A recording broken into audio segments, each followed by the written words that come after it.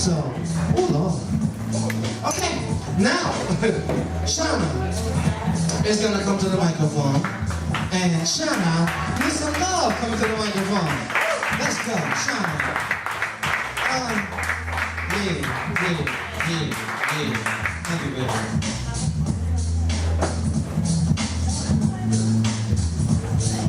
What up, bro? Can y'all hear me okay?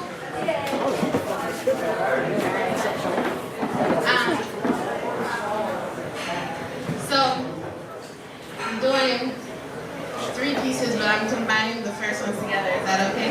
Yes. So, I wrote these poems separately. The first one is called Band-Aids, and I wrote it shortly after Oscar Grant was killed. And then the Trayvon Martin poem I wrote recently. And I find that I'm writing too many of these poems. So, putting them together. Band-Aids. The mommy in our veins doesn't know how to peel open Band-Aids quick enough to keep your blood inside of you.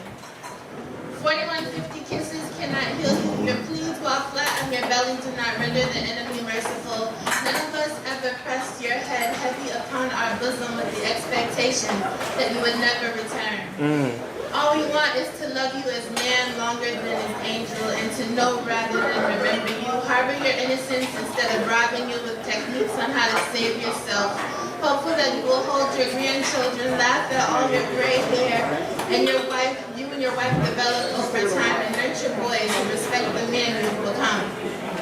Candlelight should always represent romance, never your transition. Doorways should always anticipate your return. If we could stop bullets to save you, we would. Forever rock you in our arms and justify it as safekeeping, because it is imperative that you keep breathing. But as I mentioned, we cannot open Band-Aids quick enough. Trayvon. There should be poems for Trayvon Martin and boys who have similar stories, boys who fellow humans listen for in the heartbeat of the universe, yet remain absent. There should be poems for Zimmerman and others like him who know momentary power by finding the curve of a trigger that fits their pointer finger perfectly and bleeds the existence out of others. There should be poems for protesters who scream, cry, stomp, chant. Maybe this rain dance will make this cycle stop, purify something. People who pray this tornado doesn't pick up their sons and send them into the universe some call heaven. There should be poems for people whose legacy of victimization begins the second a bullet is released from the chamber. The community cries for mercy and passionately begs the one to resemble the one who transitioned, not to end up this way. This way. There is a better way. Humanity is a human responsibility. Fear, ignorance, anger, hate, they kill.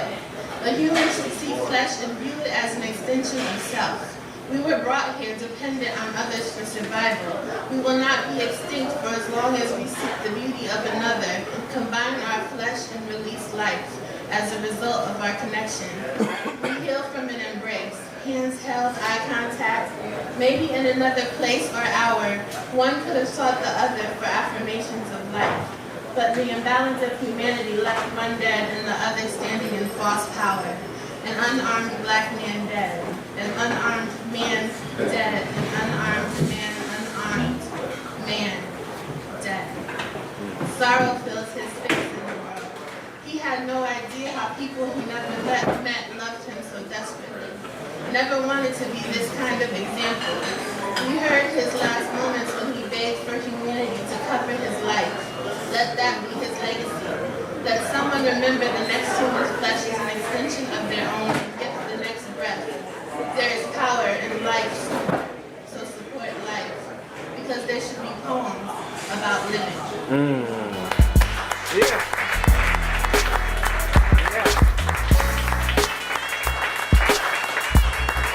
Yeah.